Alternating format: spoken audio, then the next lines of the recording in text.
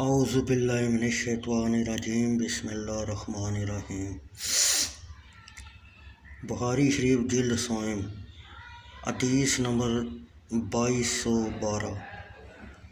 امام مالک نے زید بن اسلم سے، انہوں نے ابو صالح عثمان سے، انہوں نے حضرت ابو ہریرہ رضی اللہ تعالیٰ عنہ سے روایت کی کہ رسول اللہ صلی اللہ علیہ وسلم نے فرمایا، گھوڑا 3 شخصوں کے لیے ہے، گھوڑا 3 شخص کے لیے ہے، ایک شخص کے لیے ثواب ہے اور ایک شخص کے لیے پردہ پوشی کا ذریعہ اور ایک شخص کے لیے گناہ کا باعث۔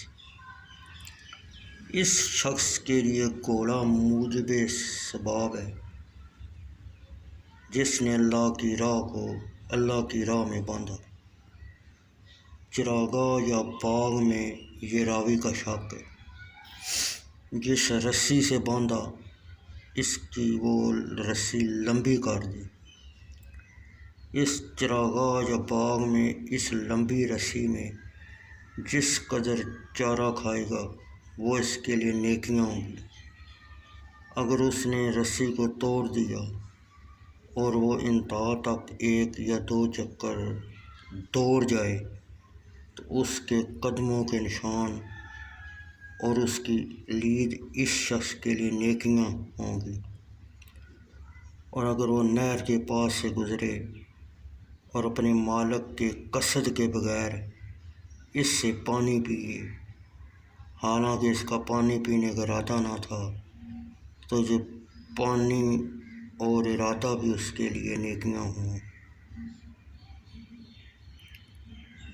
اور یہ گھوڑا اس شخص کے لیے موجب اجر و ثواب ہے جس شخص نے اس کو مالداری یعنی اس کے سبب لوگوں سے مستغنی ہو جائے کی وجہ سے اور لوگوں سے سوال سے بچنے کے لیے باندھا،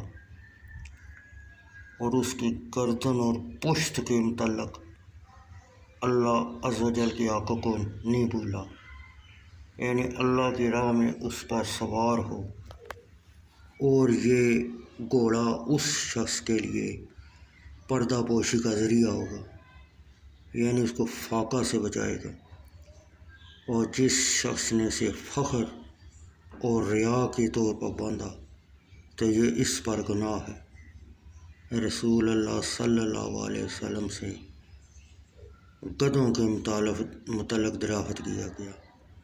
سائل ساسا بن معاویہ انف تمیمی کے چچا، کیا اس کا گھوڑے جیسا حکم ہے؟ آپ نے فرمایا، اس کے بارے میں مجھ پر کچھ نازل کیا گیا، ہاں یہ ایک آیت جامعہ نمونہ ہے، جو ایک ذرہ بار بھلائی کرے اسے دیکھے گا اور جو ایک ذرہ بار برائی کرے اسے دیکھے گا۔